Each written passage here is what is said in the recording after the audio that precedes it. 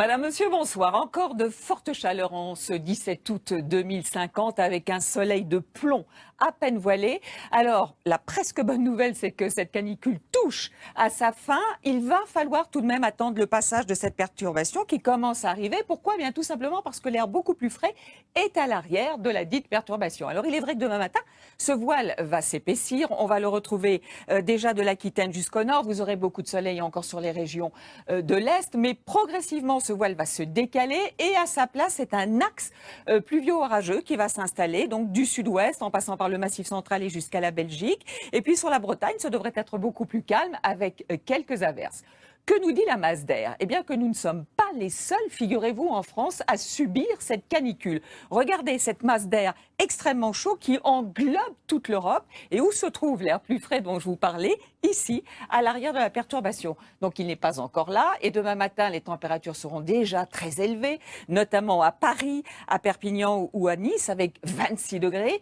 Et dans l'après-midi, on atteindra ou dépassera encore les 40 degrés, 41 à Agen, 41 à Strasbourg, 40 dans les capitales, 42 pour Lyon et jusqu'à 43 degrés prévus à Nîmes. Alors me direz-vous, tout ceci n'est que fiction pour 2050. Eh bien, ne croyez pas que ce bulletin soit sorti de mon imagination, puisqu'il a été formulé avec beaucoup de sérieux par Météo France. D'ailleurs, souvenez-vous, ces températures, c'est du déjà vu. La canicule de 2003 que nous avons eue en France, voici quelques températures relevées à l'époque, jusqu'à 42 degrés à Gourdon ou à Carpentras et même 44 degrés dans le Gard. Et ça, c'était un record absolu. Alors, que nous disent les scientifiques à propos du changement climatique? Qu'il est prévu jusqu'en 2050 que nous risquons d'avoir une canicule un été sur 4 en France. Qu'en cette année 2014, il a été observé que les mois d'avril, mai, juin, août et septembre ont été les plus chauds jamais enregistrés sur la planète, non seulement sur Terre, mais aussi à l'échelle des océans et des mers. D'ailleurs, souvenez-vous, fin septembre, la température de la Méditerranée était de 24 degrés, 2 degrés au-dessus des normales de saison. De ce fait, beaucoup d'évaporation avec de l'air chaud en provenance d'Afrique, formation d'orages extrêmement violents qui, en arrivant sur Terre, ont provoqué des orages, et notamment sur le Languedoc. Alors si je vous montre ces images de la région de Montpellier, ça n'est pas pour faire du catastrophisme, mais sachez que les membres du GIEC, groupe intergouvernemental sur l'évolution du climat, estiment que ces phénomènes extrêmes vont s'intensifier dans les prochaines années, et ceci à l'échelle du globe. Regardez ce qui se passe en Arctique depuis quelques années, avec la fonte progressive de la banquise de mer en été. Voici la différence de la superficie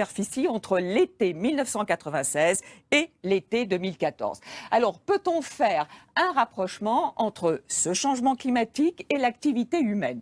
Élément de réponse avec deux courbes. En bleu, vous avez les CO2, les fameux gaz à effet de serre, et en orange, la courbe des températures. Que constate-t-on?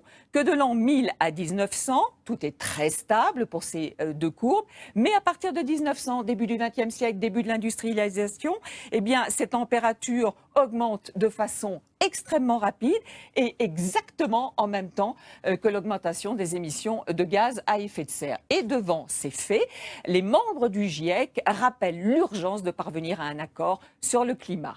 Bonsoir.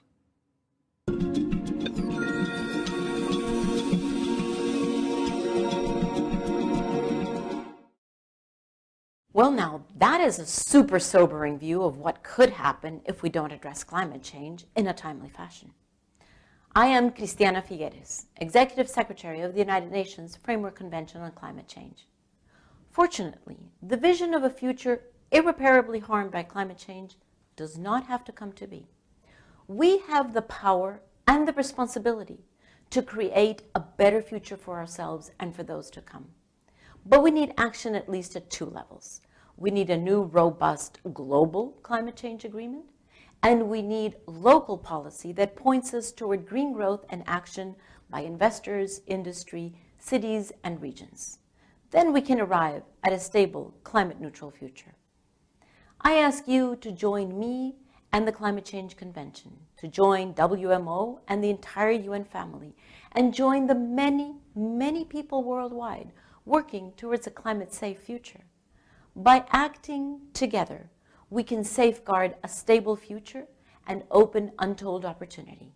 By acting together, we can make the world a better place for every man, for every woman, for every child today, and for generations to come.